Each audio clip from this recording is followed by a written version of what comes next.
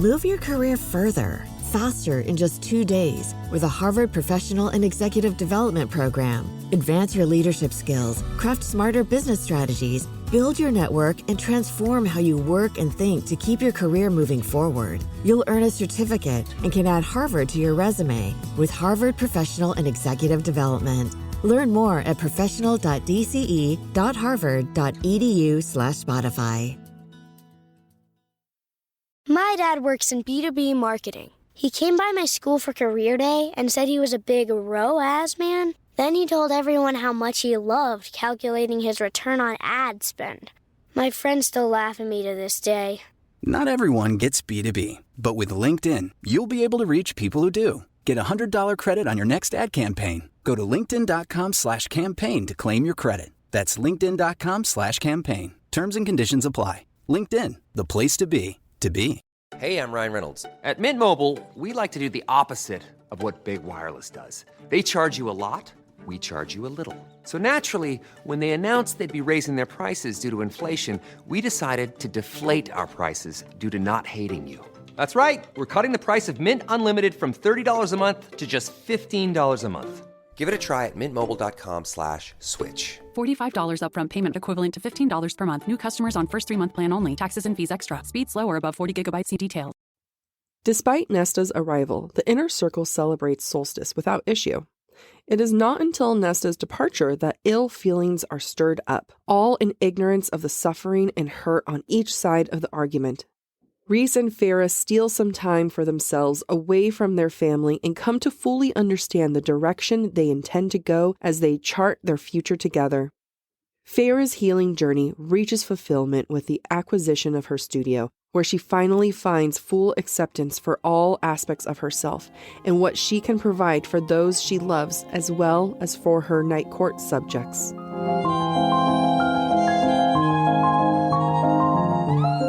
The views expressed by the hosts are entirely their own and in no way represent the thoughts or intentions of the original author. This podcast is a discussion shared to spark thought and conversation on the characters and themes of this novel. Though the hosts speak mostly within the constraints of the book, series spoilers may be discussed with or without warning. Explicit language, as well as themes of sex, violence, abuse, death, and depression will recur throughout this podcast. Listener discretion is advised.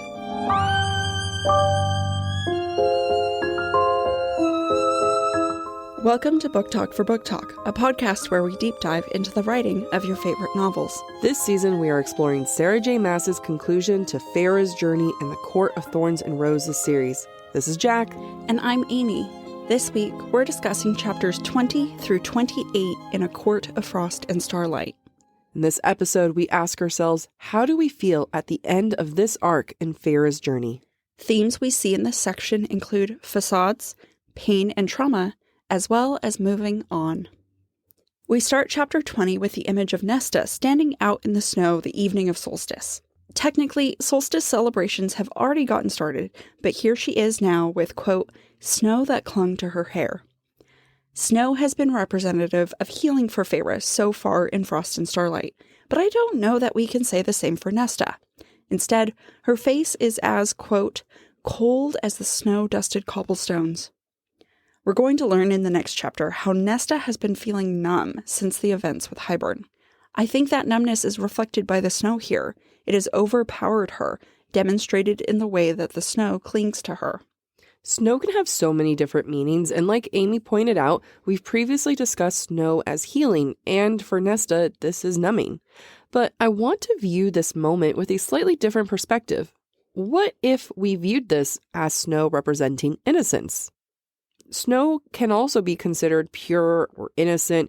Think of the phrase pure as snow, or the fact that, typically you have white as good or pure. As problematic as that is. I like to imagine that the snow covering Nesta is innocent and pure, which is a big time difference from how the inner circle views her. Right now, Nesta is out there drinking and fucking, and everyone is judging that, but what's going on inside Nesta is true pain and confusion. I'm not saying Nesta is innocent or pure, but I think the snow is meant to show that there's more going on right now with her. Plus, there's the whole light versus dark imagery. Where's Nesta at? The Night Court. Rhys is darkness incarnate, and right now Nesta is covered in white snow. You've got the whole outsider versus insider thing going on. A threshold appears here in this opening sequence, and Nesta appears hesitant to cross it. Despite Feyre's attempts at kindness, it's not until Elaine shows up with her forced smiles that Nesta decides to enter the house. This is the typical nature of interactions for the Archeron sisters, and I want to argue that this is the last time it will happen this way. Now, I say this without having reread Silver Flames, but we know that the dynamic between all the sisters shifts dramatically in that book.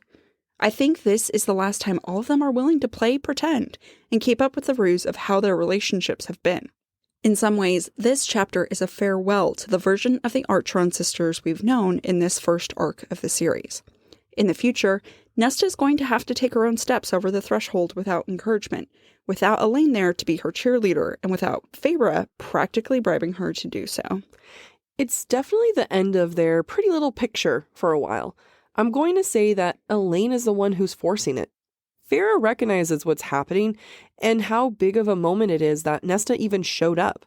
Feyre has seen the change in Nesta back in Wings and Ruin, and she sees what's going on with her right now. Feyre herself went through something traumatic and had to overcome it back in Mist and Fury. She understands that Nesta's not the same woman. But who comes in and pretends like it's just a normal day? Elaine. Elaine is there to fuck everything up, as I will go more into.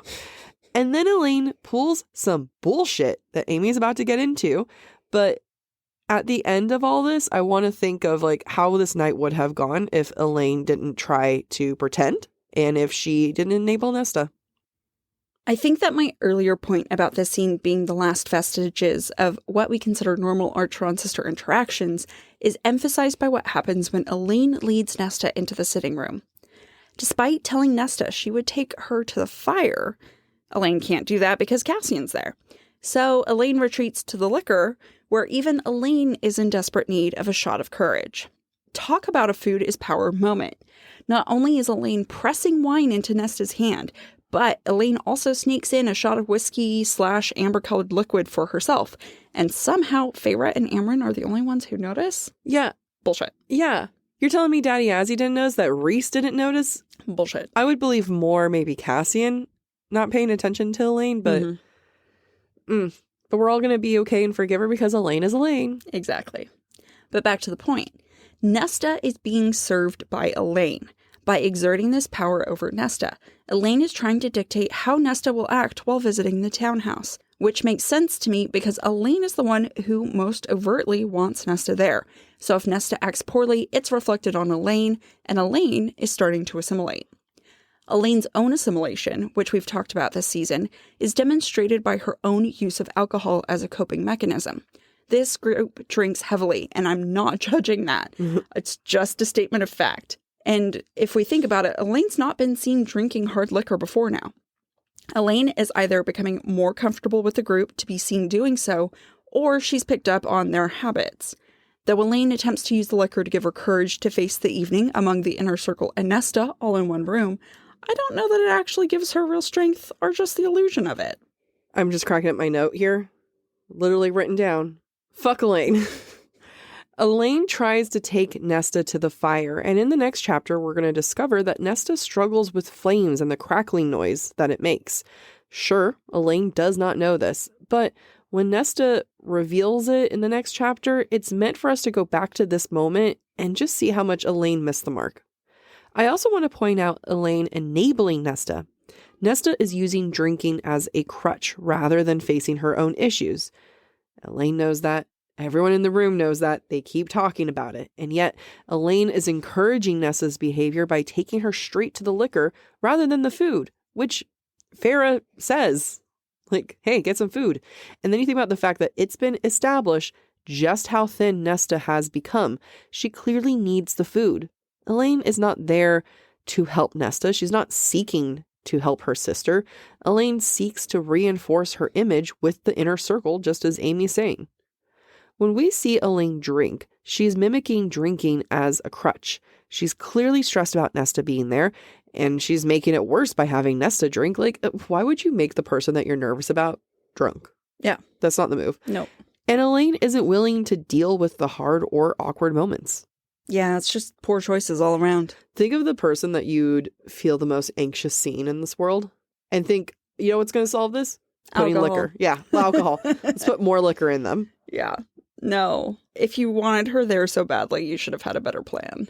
Right? Think of like, I don't know, a different situation. A board game. I don't know. Mini golf. Food. Food.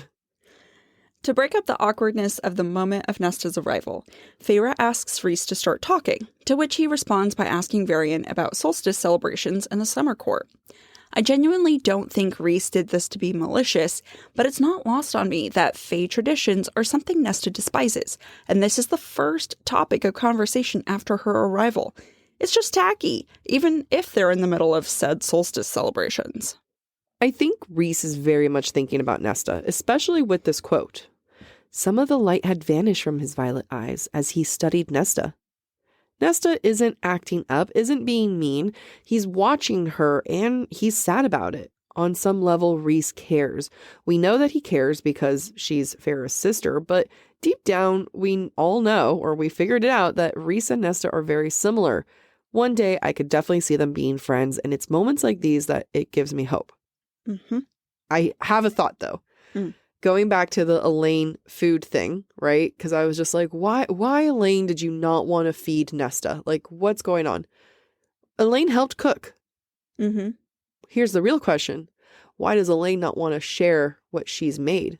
Yeah, that is an excellent question, because she was so happy when she gave Feyre a cookie and Feyre was like, it's so good. She helped bake the cake. We know that she helps with dinner, with these types of things. You know, like, why didn't you give Nesta a slice of cake? Right? Like, you baked a freaking cake. You should be proud of it. Like, why aren't you rushing over and being like, oh my God, I made this great cake. You should try it. It's probably because that the food represents Elaine acquiring her own identity that is separate from Nesta. And she doesn't want to show Nesta her own identity. Right, because Nesta's already kind of separated them and rejected them. Yeah. It's sad. Yeah. I want to take a moment to shit talk more because I can't help it. I am me. I am This flawed. is this podcast. This is this podcast. Moore gives as his gift. And even though it's a terrible gift, I wonder if this is one of the instances where maybe Moore has done it on purpose. Because no matter what Moore does, I can almost guarantee Az's reaction would be the same. Quote, Az, to his credit, gave Moore a smile of thanks, a blush creeping up over his cheeks, his hazel eyes fixed on her. I looked away at the heat, the yearning. So Moore has to give Az a trash gift no matter what, because to do so will help discredit his thanks and yearning because they're unfounded. What if, to be fair to Az, this is the reason why Moore gives bad gifts to everyone, so that it's not obvious she's singling out Az with the bad gifts? But here's where I actually want to shit talk Moore. Moore purposefully gives Cassian's gift after Az, and Cassian's has sexual undertones since there are red undershorts that match the red negligee Moore asked Cassian to get her for solstice. I used to think this was to annoy Nesta, but no one thought Nesta was actually going to show up. Instead, Moore's gift to Cassian is so that Moore can control Azriel's reactions to her by insinuating a sexual relationship with Cassian, because sex is power for Moore, as we discussed in season 3. Damn it, Moore. So when Amy and I were prepping, I'm not going to say it as crudely as what we said during prep. Mm-hmm. Our Patreon listeners can go and listen to that whenever this comes out. But Amy and I originally thought that the towel for Azriel was used for dirty purposes. Or cleaning up after dirty purposes. We're both like, the fact that we both thought it either just shows that we're both disgusting humans. Yeah. Or we were onto something. I choose both. But at the end of the day, why Moore? Why would you give Cassian matching underwear? I get it's funny, but it's just so hurtful to so many people there. Even if it's just Azriel that she's trying to hurt. It's such pick-me behavior. It really is. Like, I got you matching underwear. It's such, like, that girl. It is that girl. I feel like I've been with you and a couple of our friends where it's like we're at Target and we accidentally buy matching underwear. Or, like, matching PJs. Bras or PJs and stuff. And we're like, woohoo. And then we leave it at that. Like, it's not... Yeah. I don't get you something like, Amy, this matches me. you!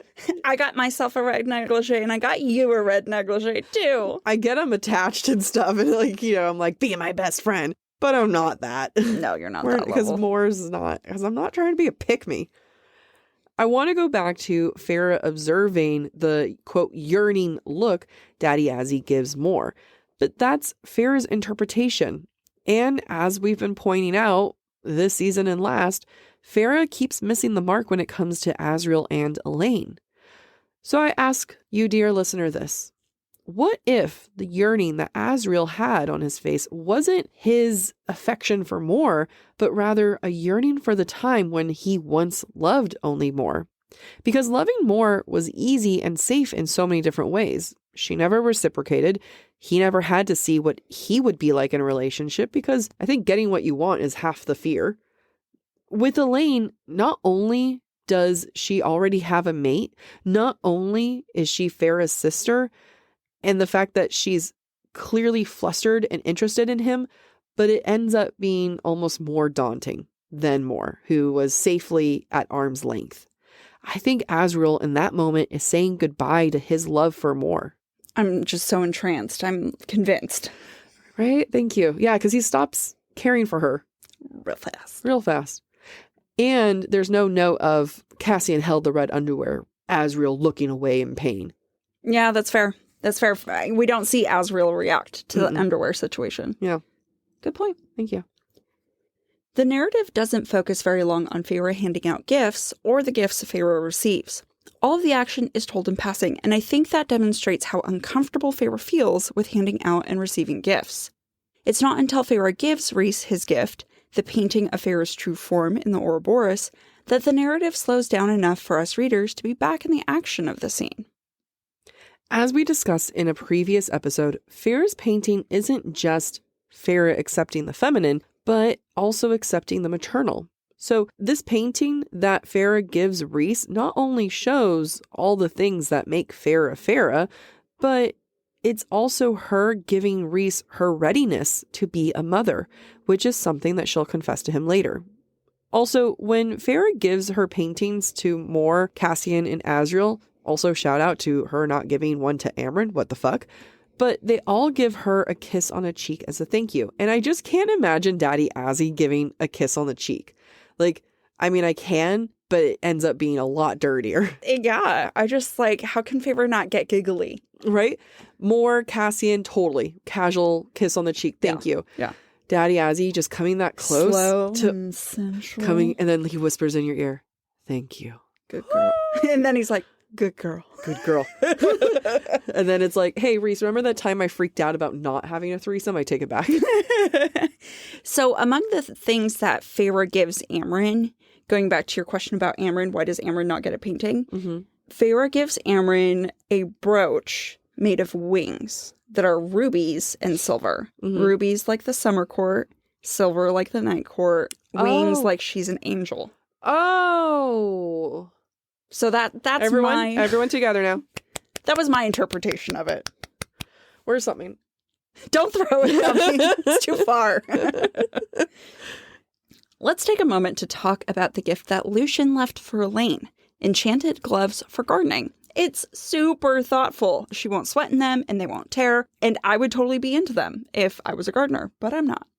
Feyre wonders if maybe Elaine, quote, preferred to have torn and sweaty hands, if the dirt and cuts were proof of her labor, her joy.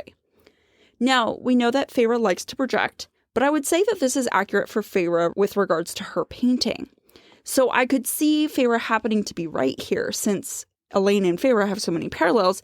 Maybe she and Elaine see things similarly in this regard, that Elaine doesn't mind having the proof of her labor. Yeah, I can definitely see it that way. And I'm going off of, just playing off of the original thought I had earlier, that Feyre keeps missing the mark. I'm going to take a different view. So like I said, Feyre's been missing the mark with Elaine and Azriel and just keeps misinterpreting things like his longing for more. I think it's fair to say that Feyre might be missing the mark here too. What if this is exactly what Elaine wants? What if this is a sign that Lucien knows Elaine better than what she wants him to?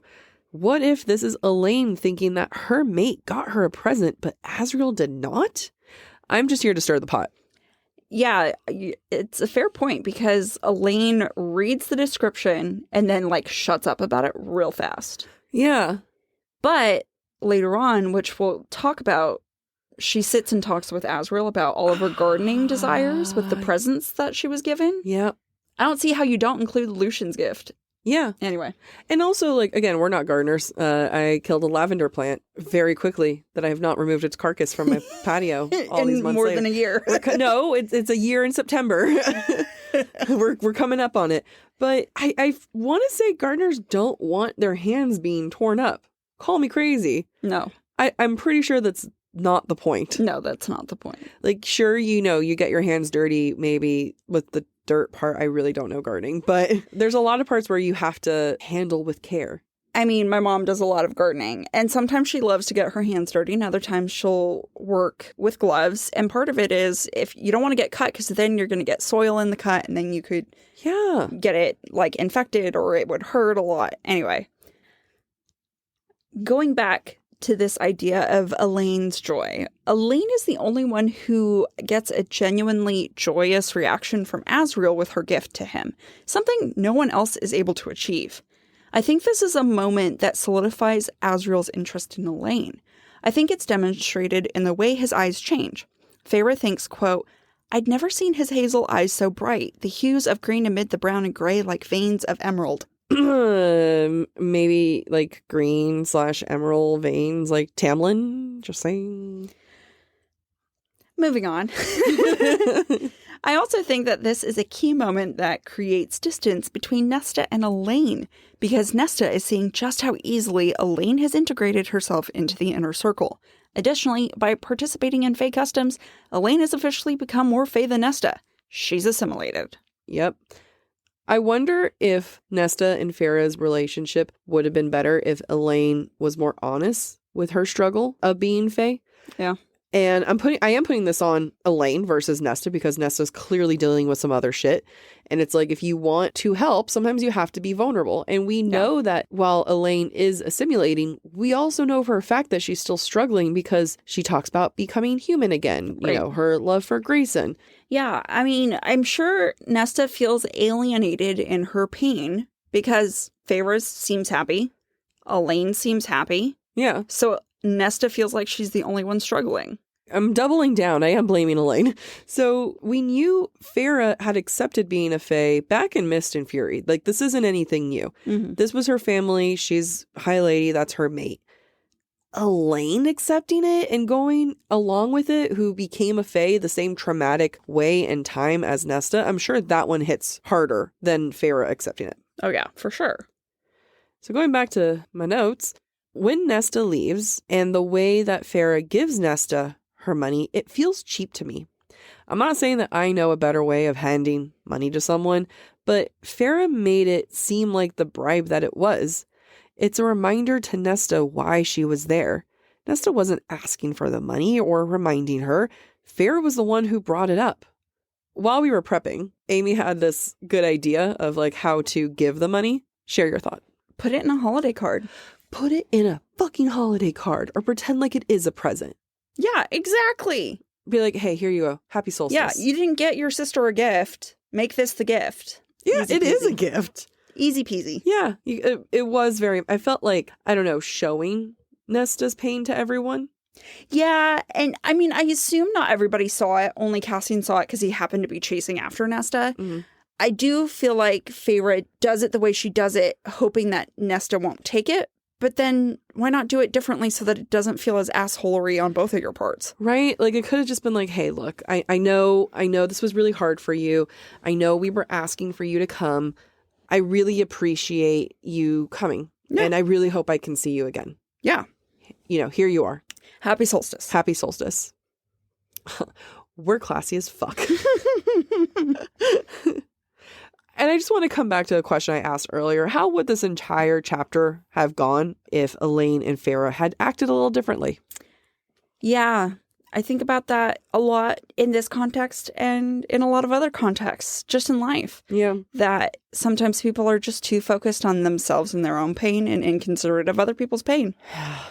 Yep. And maybe if they had stopped to think that, wow, Nesta's hurting, maybe what she said at the bar was just to spite me and wasn't her real intention. Yeah. I don't know. A lot of things could have been different. But then we wouldn't have Silver Flames. You know what? I guess it's worth it then. Silver Flames is fabulous. All your pain is worth it. Give me entertainment. Cassian chases after Nesta into the cold night at the start of chapter 21. I find it interesting that from Cassian's perspective, Nesta still comes across as a warrior or a weapon, and I'm not sure if that's because he's a general or because he knows she's still stuck in the past, specifically the war with Hybern. Quote, enough of the coldness, the sharpness, enough of the sword straight spine and razor-sharp stare that had only honed itself these months. While I think this alludes to Nesta's journey as a warrior in Silver Flames and her affinity for steel, I also think this conveys to us readers that while Cassian is familiar with swords and weapons, he wants more from Nesta, even if he's not very good at articulating it. Later in this book, Rhys will be at the Illyrian camp, watching the girls train. He notes that they are making some errors in their training and no one is there to correct them. In Silver Flames, in the secret chapter, Azriel corrects Gwen in one of her movements and blames Cassian for being too distracted with Nesta and not making the right adjustments. All this to say, I think Cassian likes the sharpness that is Nesta, likes that she's a warrior like him, but she's been honing her own sharpness all these months away from others and without the right training. She's honing herself in the wrong way. I love that point, and I would agree. Jack, in preparation for this episode, made me read the secret chapter for Mist and Fury, which is an interaction between Cassian and Nesta when Nesta was still human. And even then, he describes her as a weapon. Yeah. And so I think there are a lot of parallels in this chapter and the Mist and Fury secret chapter. And I like your point. Thank you. Cassian views Nesta's face as being as cold and pale as moonlight, and it's giving me major Feyre Rhys energy in Thorns and Roses as well as Mist and Fury. Also, because, as I said, Jack made me read the Mist and Fury secret chapter, Nesta's bedroom in her human home was silver and blue. So, more Night Court vibes. Although Nesta tolerates Cassian for a little bit as he insists on following her home, she barely lasts, quote, all of a block. The green-roofed house is merry and still full of song and laughter before she halted, whirled on him. Go back to the house. The environment is a total juxtaposition to Nesta and Cassian's interaction right now. The snow that has represented healing for everyone else falls around them. Celebrations and merriment continue, and here they are, angry and cold to each other. And the juxtaposition just makes the situation all the more sad than if they had been having this argument inside or some other day or night. Also, by the way, the Artron family estate was also green-roofed. Just saying. Oh. Some more ties to the secret chapter. Look at that. This is when Cassian tries to give Nesta a solstice gift, but Nesta refuses it. I want to suggest that this is a contrasting parallel to something we just saw, Elaine giving Azriel a gift. Everything that could be opposite is opposite in this scenario, the setting, the gift giver, etc. Viewing this from the Marxist lens, Nesta's refusal is more than just a refusal for the spite of it. Nesta is refusing Phaenix by refusing the gift from Cassian, her known but not yet really known mate. Therefore, Nesta is also refusing what comes with that, adherence to traditions, to expectations, and societal norms, and the power that could have over her had she accepted the gift. This is the exact opposite of what we saw when Elaine chose to give Azriel a gift. Azriel, who isn't her sister and is very much Fae. Elaine chose assimilation and Nesta is resisting. Now let's look at the gift from a feminist lens. At this point, we don't know what's in the box. And my original note here said we'll never know what's in the box. So then we posted on Instagram saying, help guys, what's in the box? And here we go. I don't remember this. It seems kind of creepy. A miniature illuminated manuscript crafted by the skilled hands. Amy's happy.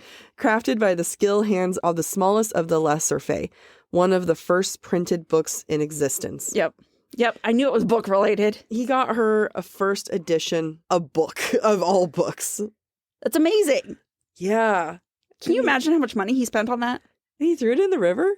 That's history. It's kind of shitty. Like, he was pissed. yeah, but that's history. It's like, hey, I got you the Rosetta Stone. You don't want it? Let me chuck it across the river. Too bad, British Museum. You don't deserve it. I mean, they don't. But like, yeah, it's very much a like, oh, you know, I'm sure the priestesses under the mountain would have appreciated that. Put it in their archives. Which listener sent us that answer? A lot of listeners sent us this answer. You know what? There were some who was like, there was definitely some who were saying, I don't think that we ever find out. And I'm like, thank you. You and I relate. And then other people were saying necklaces. But this person in particular sent the actual quote. And it was Guinevere. Thank you, Guinevere. Thank you, Guinevere. But a lot of people sent it to us. She just happened to make it the most convenient and easy for me to screenshot and read.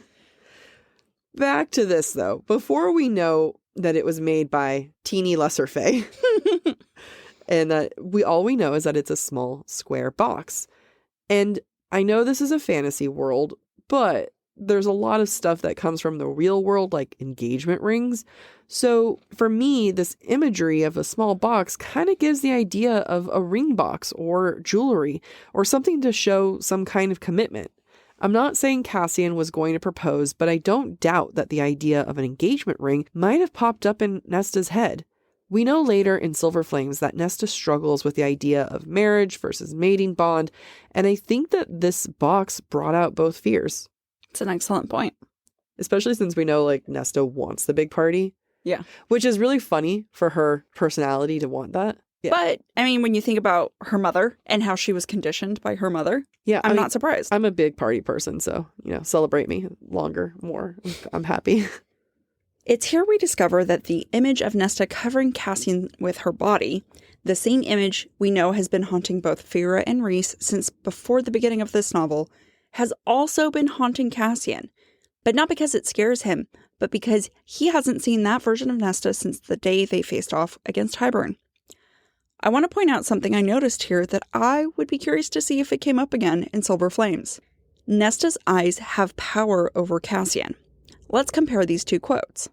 Quote, Nesta's eyes, the same as Feyre's, and yet wholly different, sharp and cold as steel, went to his hands.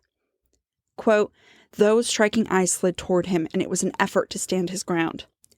Just like Nesta herself, her eyes are a weapon she wields, and Cassian is weak against them. Eyes was a big theme for Feyre in Thorns and Roses, so I wouldn't be surprised if it comes up again in Silver Flames. One day we'll read it. One day, guys.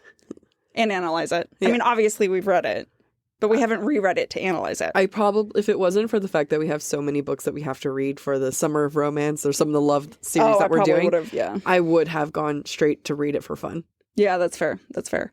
I was about to start listening to Throne of Glass this week when I start commuting to work again. Maybe I'll start with Silver Flames instead. I would. Actually, I might too, just because I just want, I just want to know. Yeah. Cassian thinks about Nesta's sex life. Quote, he knew about the drinking, about the males. He told himself he didn't care. He told himself he didn't want to know who the bastard was who had taken her maidenhead. Told himself he didn't want to know if the males meant anything, if he meant anything. I want to point out that Cassian does not slut-shame Nesta here. It's more about his own hurt, struggling with that pain. I think it's important because later she will be judged for having a bunch of sexual partners, but it doesn't come from Cassian. It goes back to the fact that Cassian asked Nesta if she was a virgin in the secret chapter. And here he is remembering that. Everyone talks about how secret chapters aren't canon, but I'm like, obviously they are, because it keeps referencing everything back in that secret chapter. SJM wrote it. It's canon. It's canon. Also, I'm wondering how many... If people don't know, Amy's never read Throne of Glass. Yeah. And that's kind of been the ongoing joke on all of our social, that Amy doesn't know. She hasn't read it. No. That I wonder how many people have listened to that moment where you're like, I was going to start it this week. and I'm going to go do this instead. Damn you. It's like, once again, it's been delayed. And I'm over here encouraging you. Yeah, that sounds great. Yeah, let's do Silver Flames instead. Yeah. Earlier in this novel, when Cassian met Emery, we saw how important it was for Cassian to help women because of what had been done to his mother. I bring this up because what has been done to his mother and what has been done to Cassian as a result of being born out of wedlock, aka he's a bastard, has really impacted both his view of the world and his view of himself. That's why when Cassian acts on instinct to grab Nesta, and Nesta's instinct does not respond in kind, it hurts him. Quote, as if he were nothing, as if he weren't worth her time, the effort. A low-born Illyrian bastard. By the way, another thing that Nesta uses against him in the secret chapter. Nesta has effectively become like all other Illyrians with this rejection. It confirms the cognitive dissonance that Cassian already has, but we know isn't true. And that is setting up grounds for a very, very long journey on the path toward healing for these two in Silver Flames. And Nessa's going to have to make up some of that. Like, she's kind of dug a little hole for herself there. Oh, yeah. Where it's like, oh, remember all the times I insulted you because of your birth? Don't mean it. I did it just because I knew it would hurt you. Like, fuck you. Yeah, That seriously. Sucks. Oh, I want to go back and read Silver Flames. I do too. Yeah. Nesta is trying to keep a barrier between the two. Be guarded. We can see that in the most simple description. Quote, her gloved finger scraped against his calluses, but he held firm. Not only is this added imagery that they are from different worlds, Nesta's more polished than he is, you can also say that there's an actual barrier that Nesta is shielding herself.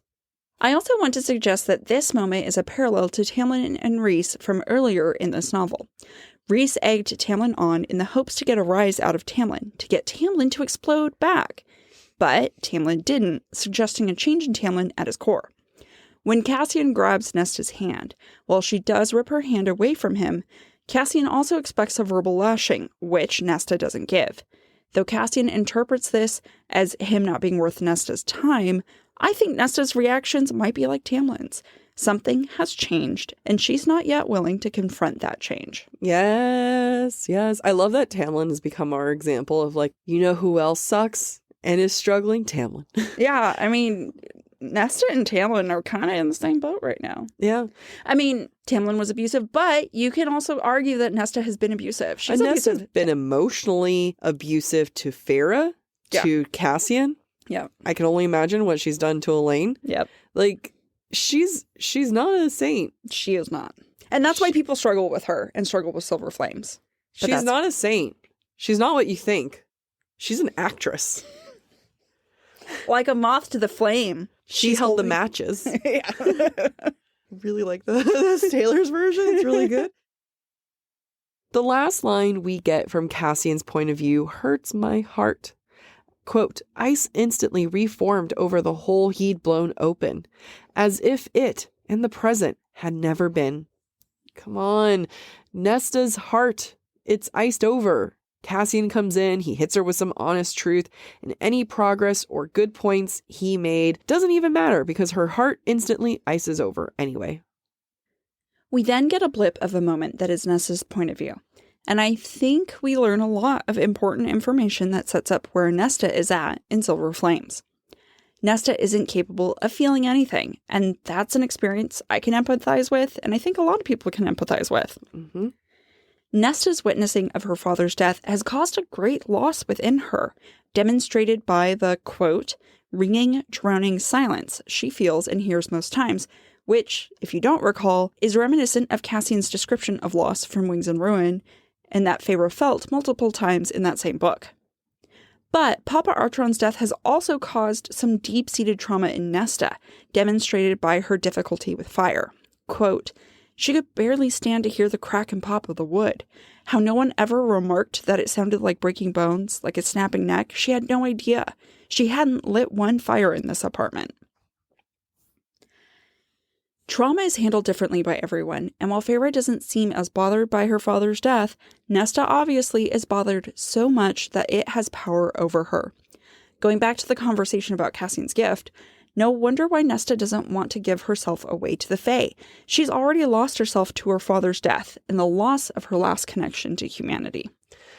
Talk about her own struggles of accepting that she's mourning her dad. Mm-hmm. You know, like, it's accepting the first round of, like, oh, he was her dad. Of course she'd be sad. Right. And then it's like, he was the last thread to humanity. Mm-hmm. It's a double whammy. It is. And she can't accept that because she hates him for how he acted in life. So she's all fucked up.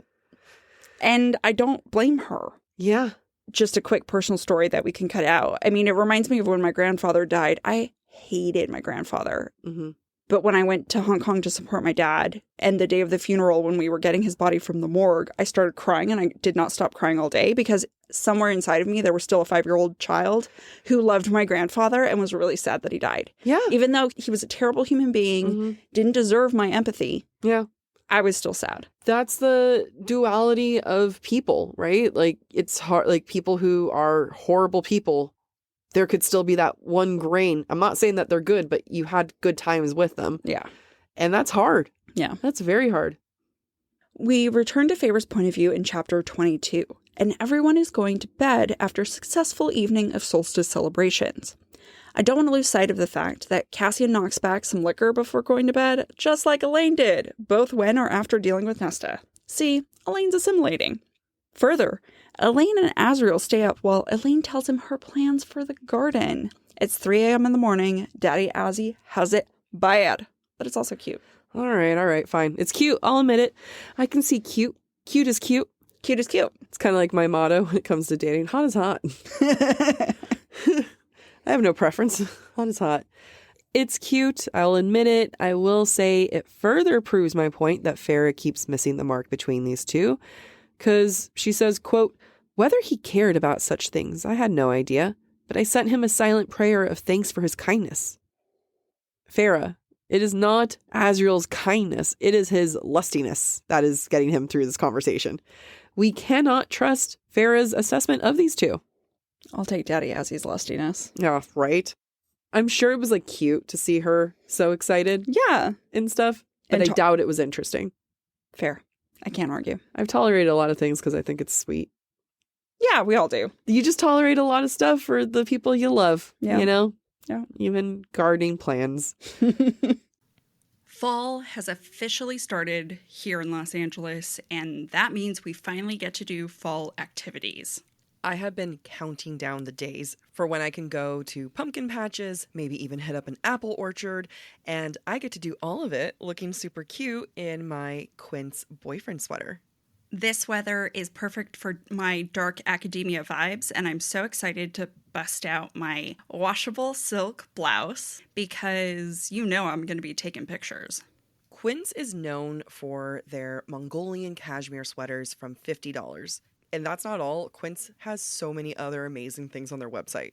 All of those items are priced 50 to 80% less than similar brands. That includes leather jackets, cotton cardigans, soft denim. Like, my entire fall wardrobe is genuinely turning into Quince wardrobe.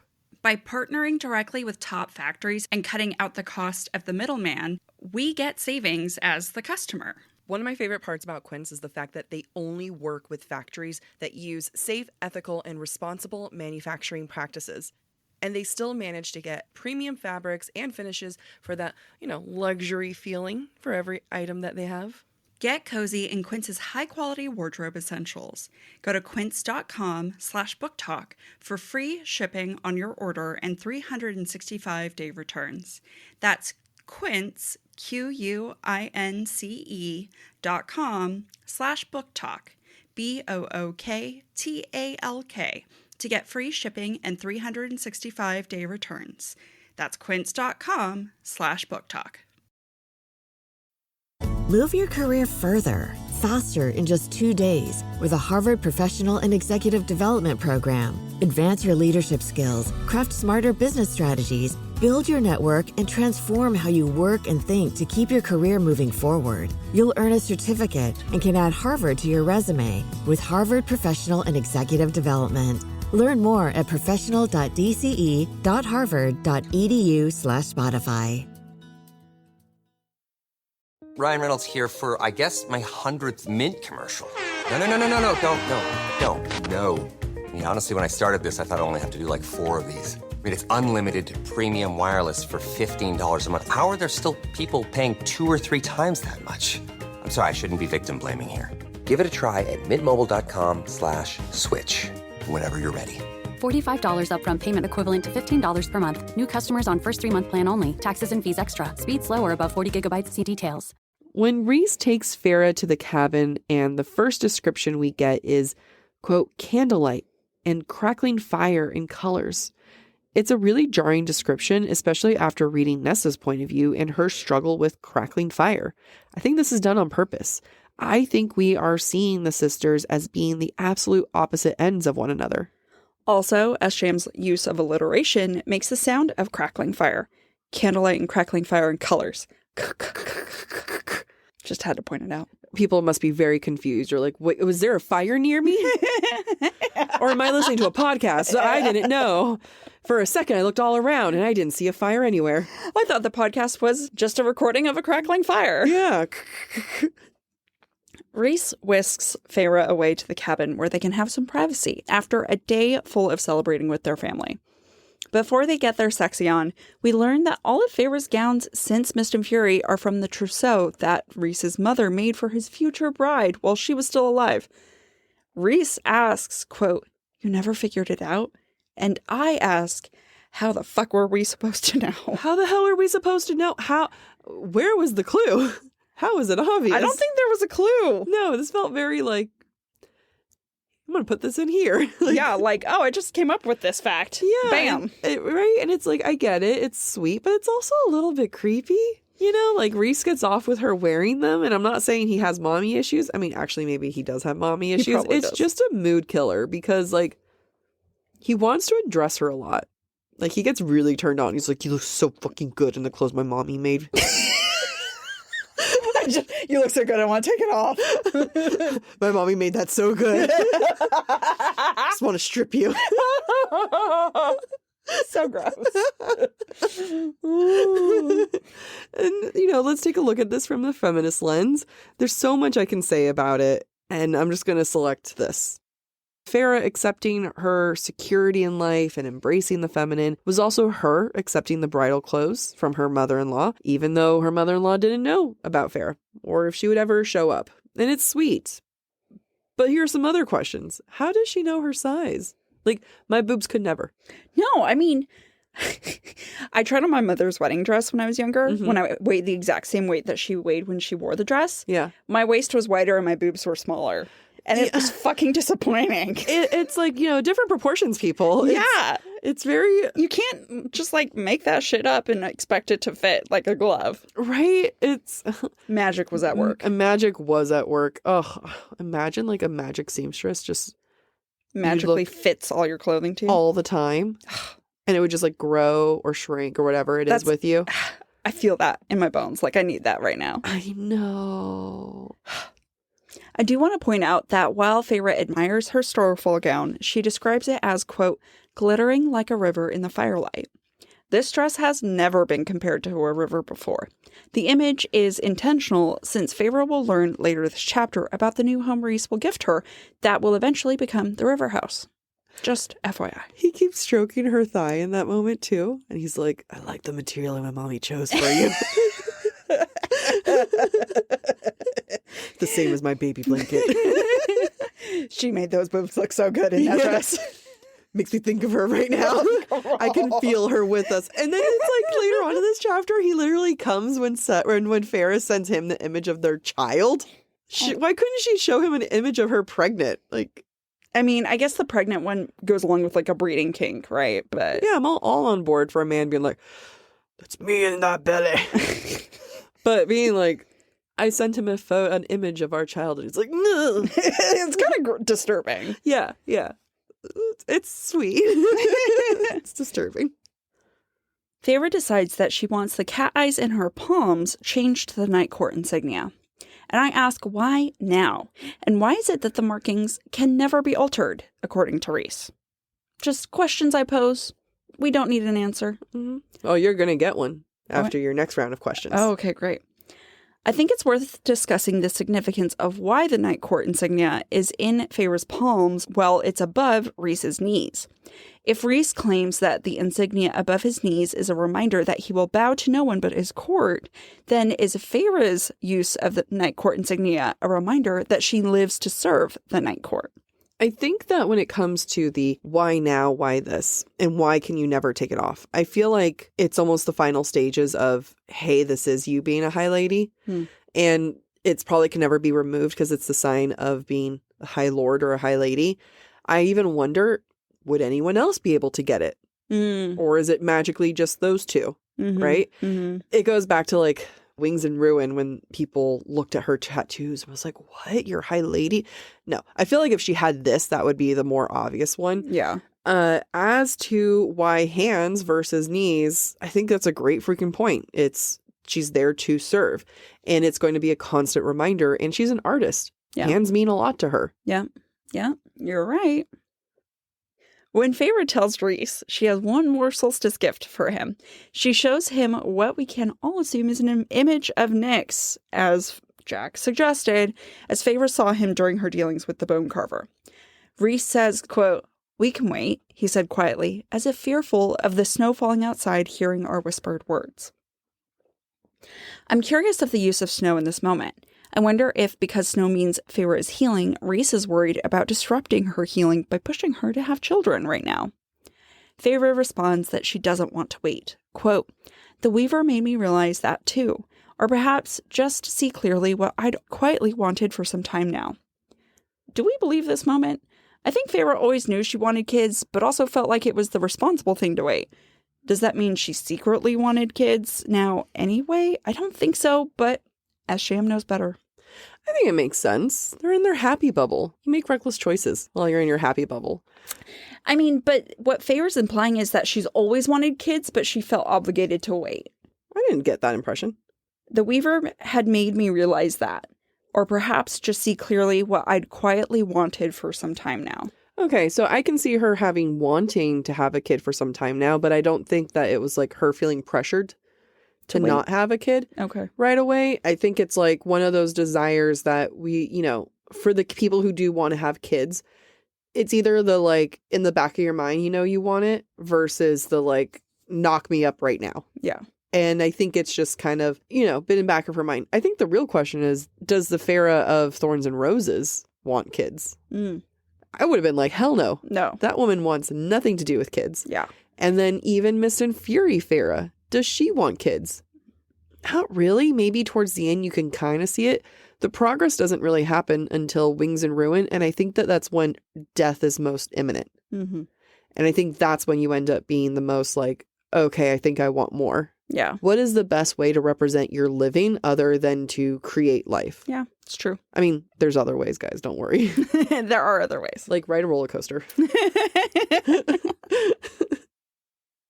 Rhys demands Feyre keep the diamond cuffs on her wrists when they make love after Feyre's big reveal, something he hasn't done since they came back from the war alive in Wings and Ruin.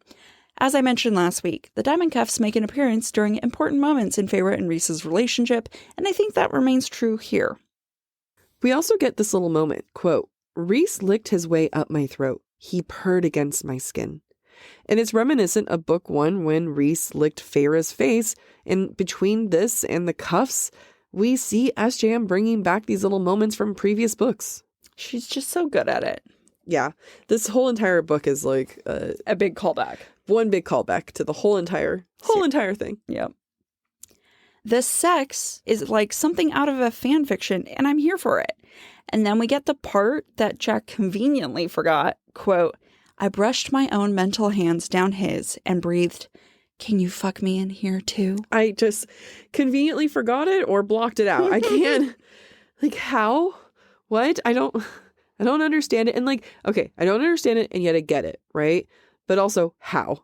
I get that they don't have bodies and that their little mind sex space is where they have sex. Like, I'm even willing to understand that their shapeless beings are still boning. But the part that I struggle with is the quote, "Night singing all around us, stars sweeping by like snow." Like Star Wars? Like light speed? Are they having light speed sex? Must be great sex if it's light speed sex. I'm just like two shapeless black orbs just kind of like gyrating against each other. Light speed. I don't know. So let's talk about the sex. I want this. I want to see that in the live action. Explain this to me. Seriously.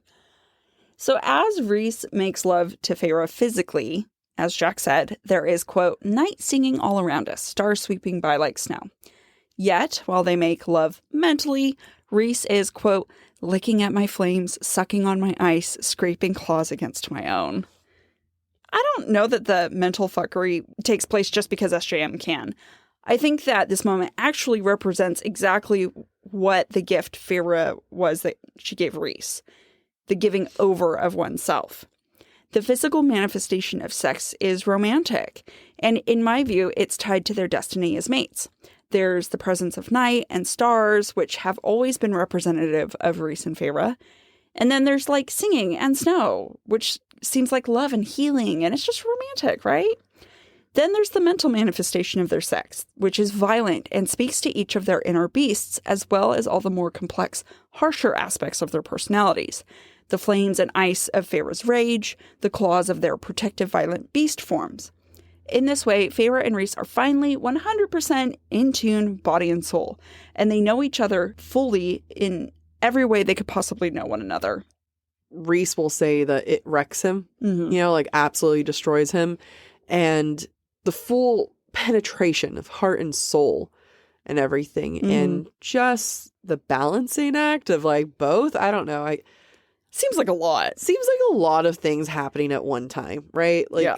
I guess like while the physical's happening, you're just kind of mind thrusting. I don't know. I'm imagining it. I'm distracted. I'm busy. I can only focus on one thing at a time. This is a lot of stimulation happening at once. Can't multitask in that department. The multitasking is impressive. Yeah. In the aftermath of their lovemaking, we see 2 callbacks to past books in the series that I want to point out. Among the broken objects around the cabin, there's a vase that is shattered into blue pieces. Blue, like the paint Feyre found in the cabin when she decided to be with Rhys toward the end of Mist and Fury. Also blue like the paint Elaine gave her before Thorns and Roses, that was always the wrong shade of blue before Feyre met Rhys. And when Feyre looks into Rhys's eyes, she finds, quote, stars and darkness waiting, found home waiting. Home, like the home Feyre never had and went searching for in Mist and Fury. The chapter ends with the image of Nyx, quote, shimmering as bright as any star, and what Feyre deems is a promise of the future. And I have to point out that a weaver and the bone carver helped Feyre see her future.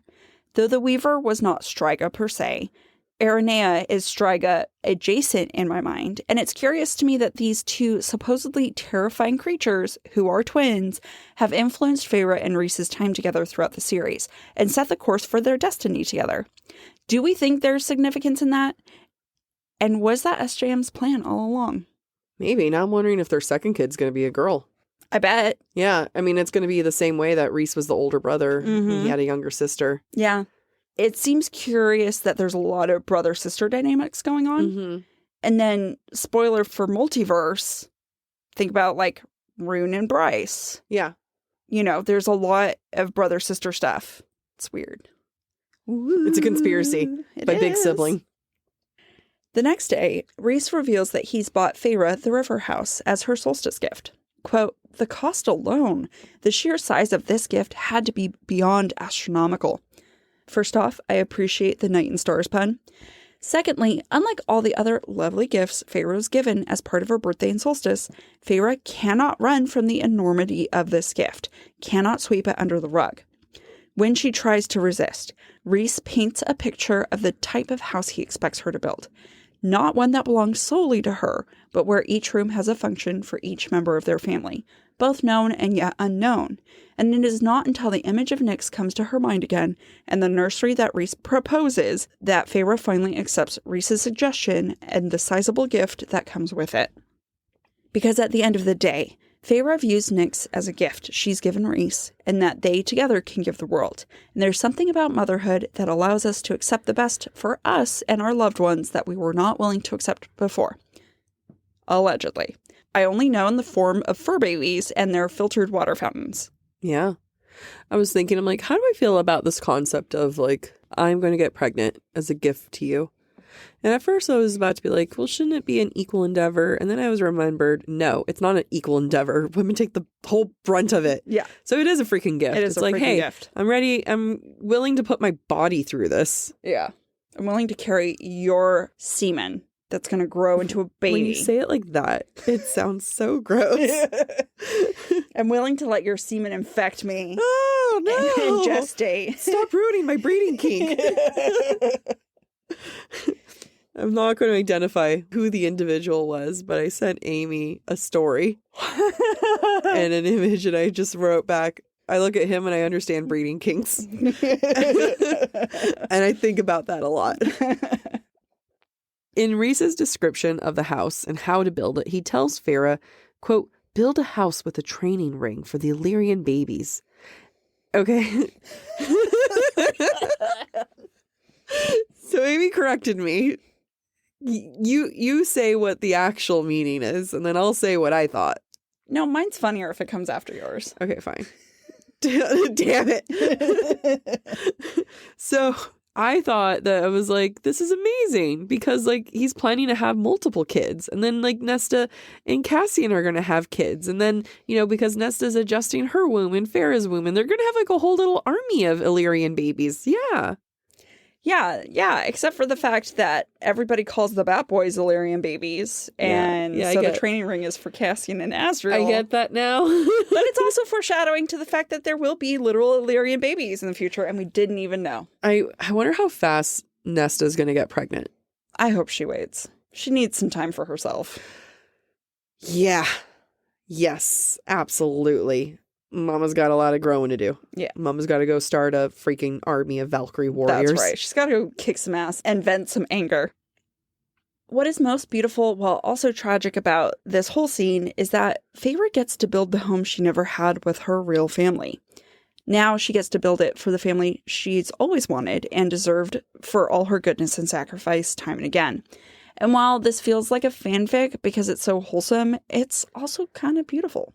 It's so beautiful. I want a house when it's like, hey, I'm willing to get knocked up. Let me get you a house. I also want someone to be willing to pay the bill to buy land and let me build whatever home I want.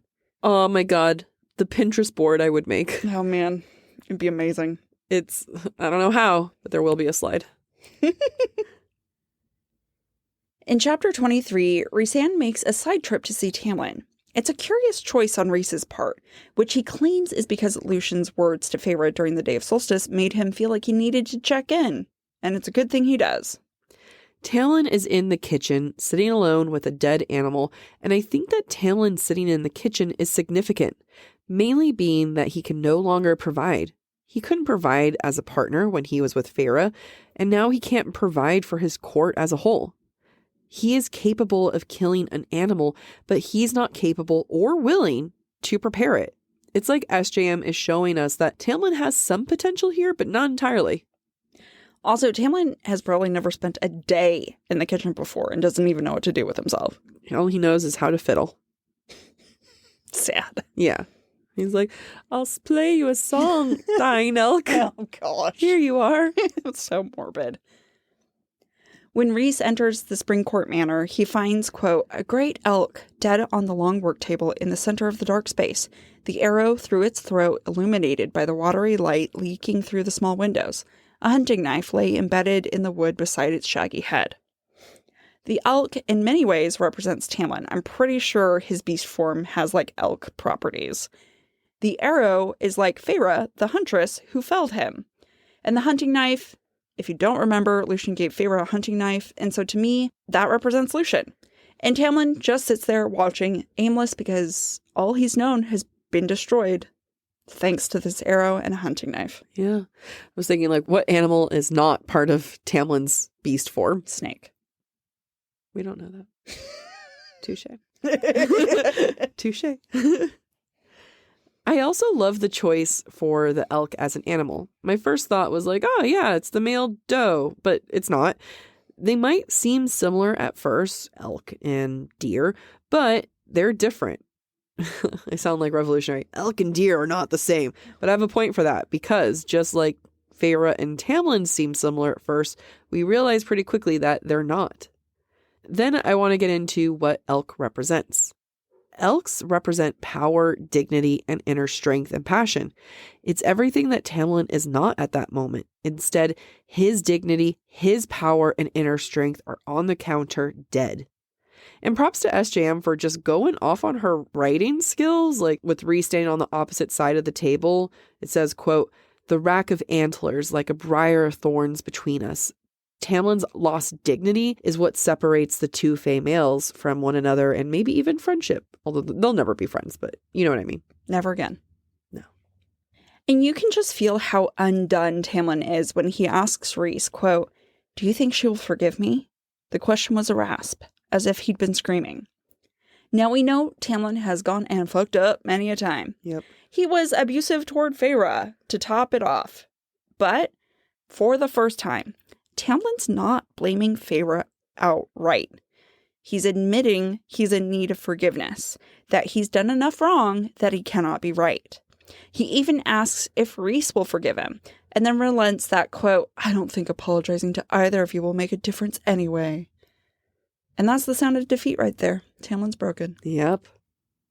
And though Rhys is not there to comfort Tamlin or make amends, Rhys knows that he cannot have a broken Tamlin. And so Rhys takes on the role for Tamlin that Tamlin once took on for Feyre. Rhys makes sure that Tamlin has food. I see a lot of similarities here between the start of Thorns and Roses. Tamlin didn't want to have Feyre around, but she was a means to an end. And so he took care of her. Rhys knows that Tamlin may be a means to the end in the future, and so he has to make sure Tamlin survives, if only for selfish reasons. Such a good point. Such a good point. And also, like, going back to whole Tamlin, like, no one, it wouldn't even matter if I apologize. Rhys calls him out, like, I never heard one from you. Why don't you try apologizing anyway? Yeah, I don't think he's apologized to Feyre. No. Genuinely. No. Yeah. All he said is, be happy. Yeah, that's not an apology, It's dickwad. not. You know what would be great? I'm sorry. Be happy. And then keep apologizing. You know, forever. With your actions, at least. Instead of, like, moping. Tamlin pisses me off so much.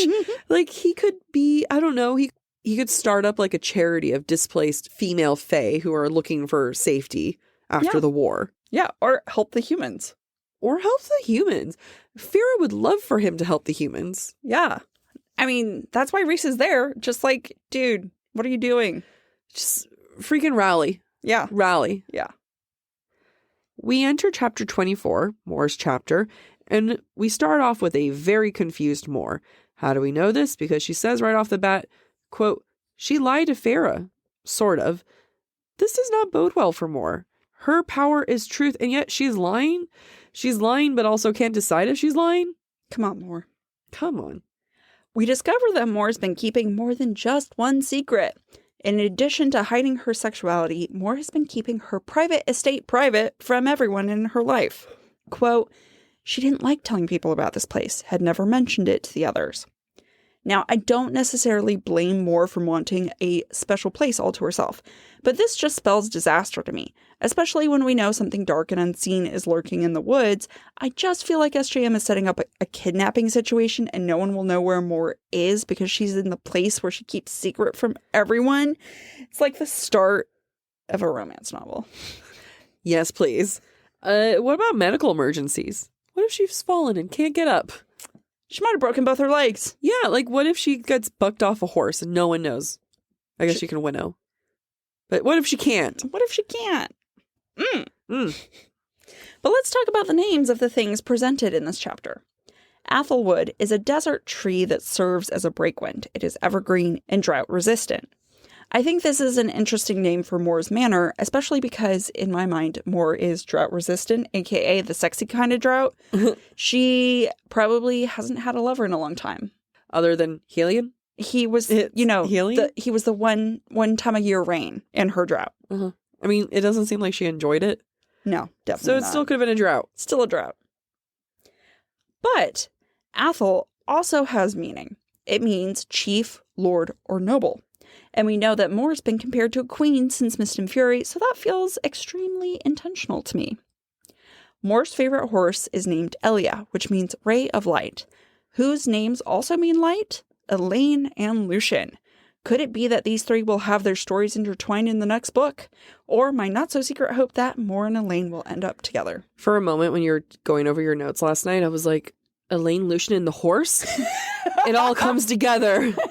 Their stories intertwine. Fair. I thought that as I was taking the notes. But what's another meaning of the name Elia? True to all. Like, come on, SJ. Like, you know what she's doing. Moira's riding a truth horse. It likes to truth. Well, it's horsing. Yeah. Don't make me horse around the truth. More on Elia. Wow. More on Elia, but not more on But Elia. she is on Elia at this point. Darn, I need to fix my note. Yeah, no, we're keeping all this. With regard to Elia, Moore loves Elia because she would, quote, run until her heart gave out, had never been quite as docile as her handlers desired. Moore loved her all the greater for it, had always been drawn to the untamed wild things of the world. So basically, Elia is straight up a metaphor for Moore. Also, Elia has a snowy mane. Snow makes a reappearance here in the description of the horse's hair, as if the horse and running with Elia can give Moore the healing she's been looking for.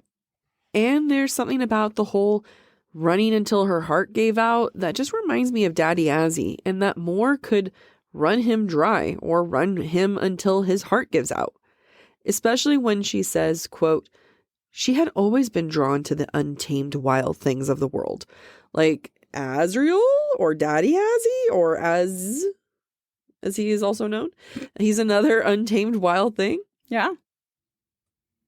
While Moore's out and senses trouble in the wood around her estate, she sees a hart drinking from a hole in an iced-over stream.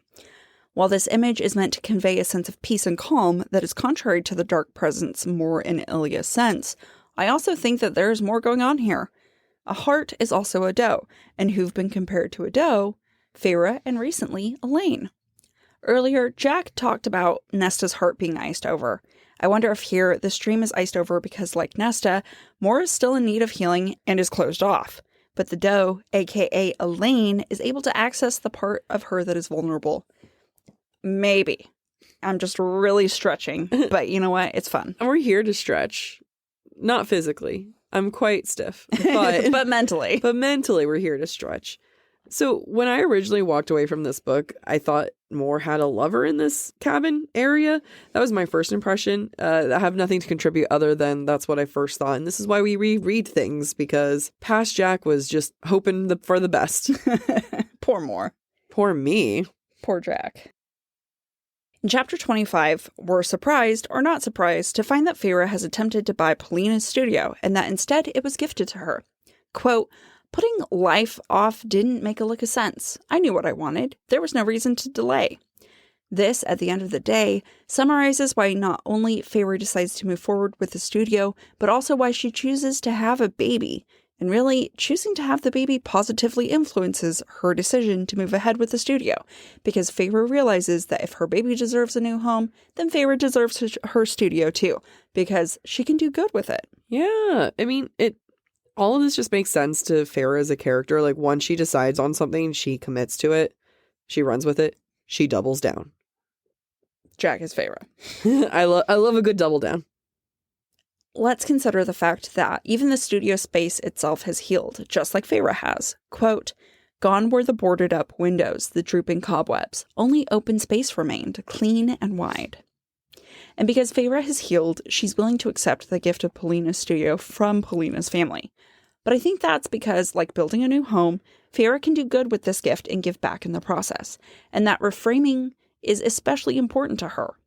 Just like painting became a method by which she could give gifts to Moore, Cassian, Az, and Rhys, thereby no longer being a selfish act, these other massive gifts Feyre has been given can be used for good, and which is why, at the end of the day, Feyre is willing to accept them. It helps that Feyre just accepted a house from Rhys, because she is all primed and ready to accept more gifts. It definitely helps that it's not really for her, but it makes so much sense that this would be Feyre's path, right? Like, charity mixed with painting? Like, come on.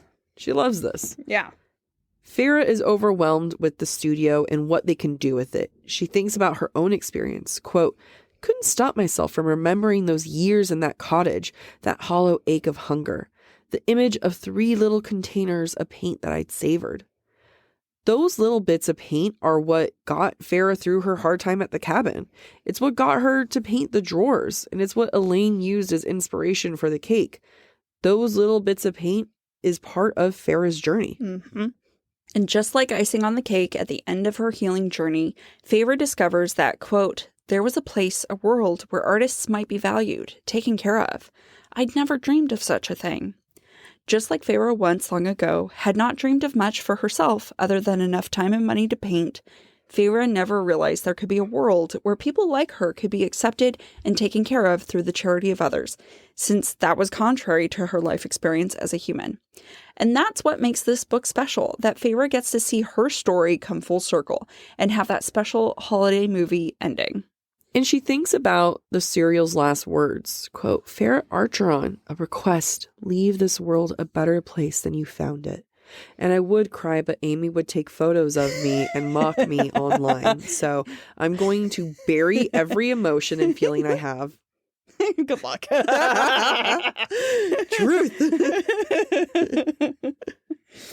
Talk about the ultimate therapy, like stress therapy. I'm just going to record a video of you every time you feel something. So don't feel anything. That's not the right kind of therapy. No, it's not. That's like, it's not. We're going to do therapy to fuck you up more. Rhys makes a visit to the Illyrian camp with Cassian and Az in chapter 26, and we get to see the beginnings of the female Illyrian training that will continue on as a theme in Silver Flames. Rhys notes that there are only 6 girls who are in the training ring, just like Moore and her having 6 horses. What does it mean? I mean, I'm not a fan of comparing these girls to horses, but it could mean nothing. I also don't trust SJM. Never trust SJM. She's just as stealthy as Taylor Swift. These 2 women hurt me so much. But you love it. Is 1989 next? I don't know. It doesn't follow the clock wall on the Man music video. Or maybe Reputation's next and then immediately 1989? I don't know. Cassian says, quote, it will be a good sign when there are 20 girls out there and they've shown up for months straight. And while this is foreshadowing for Silver Flames, I do appreciate that when Az tries to make a bet with Cassian, something they've done in the past on other topics for fun, Cassian's not willing to make the bet. Quote, not on this. And it's such a fantastic way to start off Cassian's healing journey in Silver Flames. And it makes me sad we're not going to analyze Silver Flames right away, but I can't wait till we do. But we will listen to it and not talk about it with you guys. Just each other. Just each other. Rhys spends a little time making a point that Azriel is Illyrian. The fact that he has tattoos, even though he doesn't wish to be Illyrian, but he also hasn't tried to get rid of the tattoos. It's just more teasing for future books, and that's all I'm going to say. Rhys's final thoughts are on the female fighters and how they need to keep training. Quote, for all of us, our world might very well depend on it. It's almost like they're going to need a Valkyrie army later. Maybe. I don't have much to say about chapter 27, other than I'm so glad that at the end of this journey, Feyre has a friend that isn't her sister, that isn't a member of the inner circle, and that is just like her, an artist hoping to help people through her art. They even dress like each other. Yeah. And the only thing I have to say is, of course you're choosing white for your walls, Feyre. Like, don't be surprised. It's like, just the like, we chose not to do black. Or gray. It's an art studio. Okay, whatever. Love the effort. Kisses. Feyre kisses. The final chapter is set after Feyre's first art class, and Rhys meets her. They view the various children's painting, and we can see how some are still processing their trauma, very much like Feyre is, through art. While others are troublemakers, and I just know that Rhys is probably thinking that their son will be a troublemaker.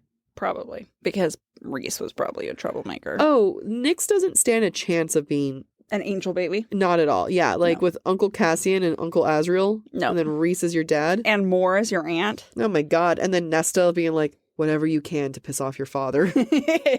Let me train you. Right? She's going to be the one that gets him the drum set. Yeah. I want to point out that once again, SJM uses the color blue in this scene. Feyre pushes back a strand of hair, quote, knowing it was likely streaked with blue paint.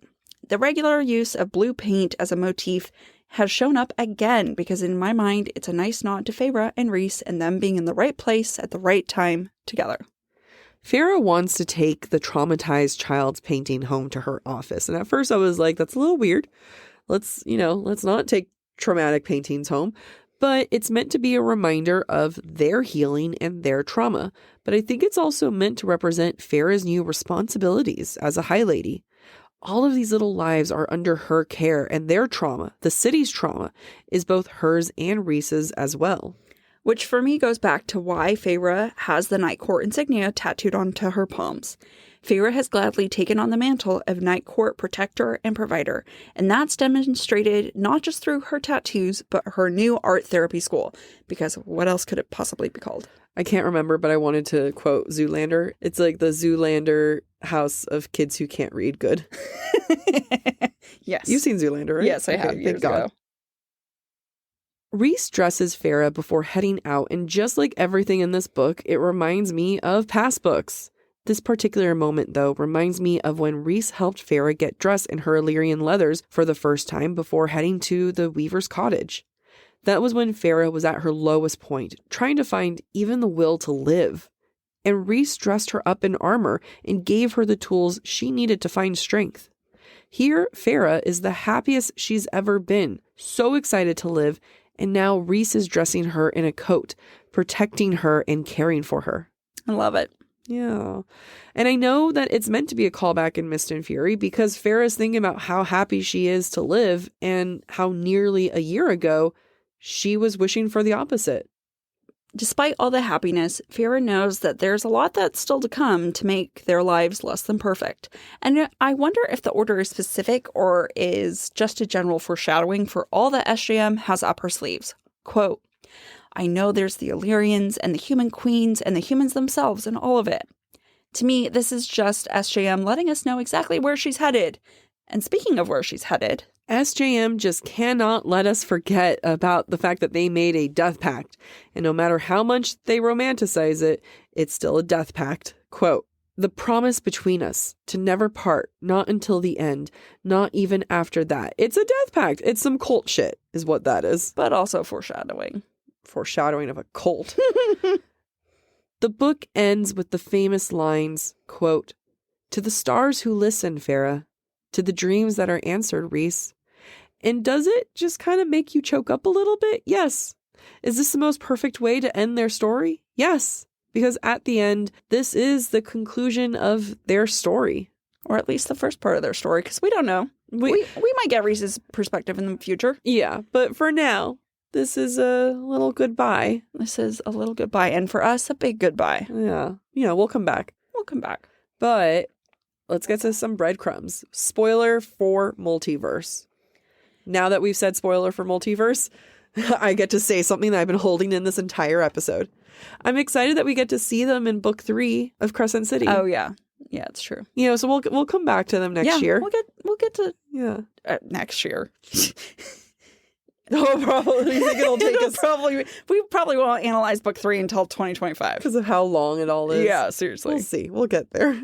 In chapter 21, when Cassian tries to confront Nesta after her visit to the townhouse, Nesta demands he go back. Quote, Nesta held her ground, proud as any Illyrian, more vicious too. This is giving me Nesta during the blood rite near the peak of Ramiel vibes. Cassian tries to figure out why he cares so much for Nesta. Quote, he didn't know why the hell he cared, why he'd even bother. Even from the start, even after she kneed him in the balls that one afternoon at the father's house. Because she's your mate, Cassian, also call back to the secret chapter where she knees him in the balls. Yep.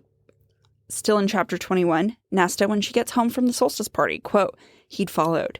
She'd known it in her bones, her blood. He'd kept high in the skies, but he'd followed until she'd entered the building. Because he's your mate, Nesta, and another callback to the secret chapter. In chapter 22, right before Feyre and Rhys have sex, quote, in his stare I could have sworn galaxies swirled. In the shadows between his wings, the glorious depth of the night dwelled. Crescent City, maybe even Throne of Glass, some Valg, I don't know. In chapter 23, when Rhys visits Tamlin, who's looking at the felled elk on his table, quote, the rack of antlers like a briar of thorns between us. I know I'm pulling things out of my ass, but Briar? Like, will Briar come back at some point and maybe be Tamlin's mate? Let's pull everything out of our ass. Let's just be more unhinged. Yes, I love it. In chapter 24, Moore, looking at the woods around her home, quote, But she still watched that darkness in the Thorns, as if the shadow had fallen asleep amongst them. Not like Asriel's shadows, twining and whispering. Something different. Something that stared back, watching her in turn. So Amy thinks that it could potentially be Koschei. And I expected it to come back up in Silver Flames, but it didn't, and I was bummed about that. That's fair, because I think that it might be Demon Cat Daddy from Crescent City, the Prince of Hell, aka Adis. And last but not least, our last breadcrumb for ACOTAR. In chapter 26, at the training camp, quote, a ballsy move, considering Callan was still a warrior novice, not even due to take the right until this spring or the next. And I'm pretty sure we see him again in Silver Flames. Amy, let me ask you the last question of this series until we get to Silver Flames. But the last question, how do we feel at the end of this arc in Feyre's journey? You know, I have a lot of mixed emotions. I am really, really happy for Feyre. Yeah. I think she's had a really complex and difficult journey, but at the end of it all, it's just pure joy. Yeah. And she's probably the only character out of this entire series who's found true healing. And I just feel like she really deserves that. Like, we've gone through so much with her, and I'm really happy that she gets everything she wants in the end. Yeah. I mean, you go back and you think about Feyre from Thorns and Roses and just how bitter and jaded and hurt she is, right? Mm-hmm. And then you think about her in Mist and Fury, and then like here she is just all happy and living her best life, and she worked for that. Yeah, and I think it makes me sad when people skip this novel and call it the holiday special, because yeah, it might be sticky sweet, but Feyre worked so hard to earn the happiness that she has by the end of this novel that it feels like a cop-out to skip it. Yeah, and you and I were saying something like, you know, it is a sticky sweet novel, but at the same time, I think like the only really happy people here are Feyre, Rhys, and Amren and Varian. Yeah. Everyone else is very miserable. Yeah, and Rhys still has a lot of healing to do anyway. Oh yeah, but it's a holiday special, but it's not a happily ever after. Yeah, it's not a happily ever after. You know what it reminds me of is in therapy, the whole point isn't to go and get fixed. It's about getting tools to help yourself in future situations. Yeah, and processing. And to me, this feels like Feyre's found her tools on how to keep her mental health, to keep her happy, and to keep her going. Yeah, I completely agree. And I think we're not accustomed to seeing people actually succeed in learning the tools and utilizing the tools. Yeah. And that is what makes this book difficult to read. But she does a lot, and I just love her for it. I do. And please don't go. Don't leave us just yet. We just want to say thank you so much, genuinely, for being with us from the very beginning and for listening to 4 seasons of this, right? Like we keep saying, we're not going to leave them forever. We will one day cover Silver Flames in the future, just not anytime soon. We have a lot to cover beforehand, and we want to see what SJM has planned when it comes to Nesta and Cassian's story. It's a question we get asked a lot, and I mean, at the end of the day, it depends what happens after Crescent City 3. Yeah. Like, we don't know. We don't know what happens after that, and that's a big, big part of it. And I just want to echo Jac's thanks. I think that neither of us knew where this could go when we started it, and it's been a crazy journey. And we're just so excited that though we won't be analyzing any specific books this summer, we have an amazing lineup that we hope you stick around for. Hi all, it's Jac from the future from when we recorded this podcast, and I'm here to give you a little update. Amy and I are committed to bringing you the most in-depth analysis we possibly can with the books we cover. While trying to commit to the January launch where we will cover A House of Earth and Blood, Crescent City, we realized just how much work and time it's going to take to prep for that season. We originally planned our Season 5 to launch this September, where we would cover N.K. Jemison's book, The Fifth Season. And honestly, it is such an amazing book, and we've been having so much fun getting our notes ready, but we quickly realized that we're not able to do both of these books justice. We honestly overcommitted ourselves. It breaks my heart to say it, but we will not be covering the 5th season this September. Crescent City, though, is still scheduled for January of 2024. We promised a one-day cover for the 5th season because it is such an amazing book, and the analysis that we've done on it has been some of the most fun analysis that we've done to date. Instead, we are going to continue to produce weekly episodes every Tuesday where we will talk about all things books and SJM. Due to mental health reasons, we will be bringing our episodes to once a week rather than twice a week. We will later resume the Thursday mini episodes, but for now, it's just going to be one episode every Tuesday. There is still some great news. This summer, we are launching our Summer of Love series, where we will be talking with some of our favorite authors, including Tessa Bailey, Emily Rath, Elise Kova, and more. We hate letting you down, but we also want to give you the best possible podcast we can. We hope you'll understand and will stick around with us now in the new year with Season 5, where we will cover A House of Sky and Breath. And now here's this week's featured review from Apple Podcasts. And this week's review comes from Degutti, titled Love, but also Beware of Spoilers. Just want to agree with so many other reviews that this podcast is like talking to friends, and getting all those golden nuggets with their analysis is fantastic. However, if you want to read along with the podcast episodes, you will be spoiled with major events, not only in the current book, but beyond. So I recommend reading the whole series and coming back to this podcast. All in all, I will be listening to everything these two do in the foreseeable future. Oh, thank you. I know that's a huge worry of ours, is that people won't listen to us if we don't read SJM. Yeah, guys, I'm extremely insecure about this. I need you to know that if you don't come over, I will take it personally. Degutti's also correct. Major spoilers in the podcast. We call ourselves the ACOTAR hangover cure. Yep, and it's because you have to have read it. Yep. Unfortunately, that's the case. There's one listener who did message us saying, oh yeah, I read along with you. And I was saying, like, you spoiled so much for yourself, but they said that they spoiled it all on Wikipedia first. But they enjoyed it. So if you're into spoilers, if you're okay with being spoiled, you're fine. I mean, I don't know who we're talking to, because everyone who's listening to this part of the episode. Right. They've already been spoiled. Yeah. Just yeah. And if you would like to be featured on the podcast, please leave us a 5-star written review on Apple Podcasts.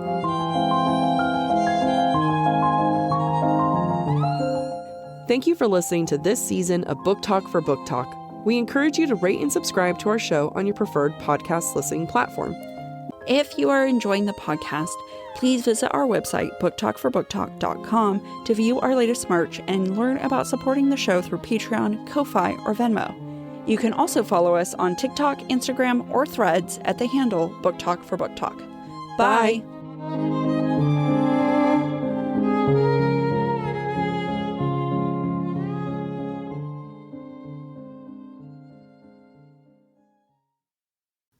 Fall has officially started here in Los Angeles, and that means we finally get to do fall activities. I have been counting down the days for when I can go to pumpkin patches, maybe even hit up an apple orchard, and I get to do all of it looking super cute in my Quince boyfriend sweater. This weather is perfect for my dark academia vibes, and I'm so excited to bust out my washable silk blouse because you know I'm going to be taking pictures. Quince is known for their Mongolian cashmere sweaters from $50. And that's not all. Quince has so many other amazing things on their website. All of those items are priced 50 to 80% less than similar brands. That includes leather jackets, cotton cardigans, soft denim. Like, my entire fall wardrobe is genuinely turning into Quince wardrobe. By partnering directly with top factories and cutting out the cost of the middleman, we get savings as the customer. One of my favorite parts about Quince is the fact that they only work with factories that use safe, ethical, and responsible manufacturing practices. And they still manage to get premium fabrics and finishes for that, luxury feeling for every item that they have. Get cozy in Quince's high-quality wardrobe essentials. Go to quince.com/booktalk for free shipping on your order and 365-day returns. That's Quince, QUINCE.com/booktalk, BOOKTALK, to get free shipping and 365-day returns. That's quince.com/booktalk. Ryan Reynolds here from Mint Mobile. With the price of just about everything going up during inflation, we thought we'd bring our prices down. So to help us, we brought in a reverse auctioneer, which is apparently a thing. Mint Mobile Unlimited Premium Wireless. How to get 30, 30, bit to get 30, bit to get 20, 20, 20, bit to get 20, 20, bit to get 15, 15, 15, 15, just $15 a month? Sold! Give it a try at mintmobile.com/switch. $45 upfront payment equivalent to $15 per month. New customers on first 3-month plan only. Taxes and fees extra. Speed slower above 40 gigabytes per detail.